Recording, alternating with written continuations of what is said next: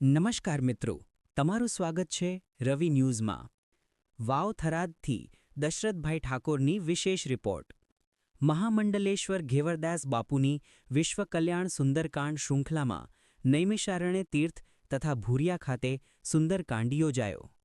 વાવ થરાદ જિલ્લાના રાહ તાલુકાના ભૂરિયા ગામે 11 મુખી હનુમાનજીની જોધપુરી લાલ પથ્થરમાંથી નિર્મિત ભારત વર્ષની એકમાત્ર વિરાટ પ્રતિમાનું નિર્માણ કરાવનાર અખિલ ભારતીય શ્રી પંચનિર્વાણી અને અખાડાના મહામંડલેશ્વર ઘેવરદાસજી મહારાજના પાવન સાનિધ્યમાં કોરોના કાળથી દર શનિવારે નિયમિત વિશ્વ કલ્યાણ માટે સુંદરકાંડ પાઠ કરવાની શૃંખલામાં વિક્રમભાઈ લુણીશંકર દવે ભૂરિયાવાલાના કંઠે સતત 266માં શનિવારે સુંદરકાંડ પાઠ યોજાયો હતો।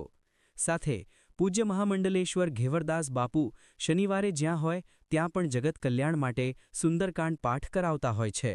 પૂજ્ય બાપુ ચક્રતીર્થ નૈમિષારણ્ય જે મનુ શત્રુપાની તપસ્થલી, મનુષ્યની ઉત્પત્તિ સ્થાન, 88,000 ઋષિમુનિઓએ જ્યાં વર્ષો સુધી તપસ્યા કરી હતી, વેદ પુરાણ શાસ્ત્રોની ઉદ્ગમ સ્થલી, કહેવાય છે કે કલયુગ હજી સુધી જ્યાં પ્રવેશ નહીં કરી શક્યો તેવી તપોભૂમિ નૈમિષારણ્ય ખાતે તેમના ગુરુદેવ કુબાજી દ્વારા પીઠાધીશ્વર વાસુદેવાચાર્યજી મહારાજનું ગુરુકુળ સ્કૂલ ચાલુ છે।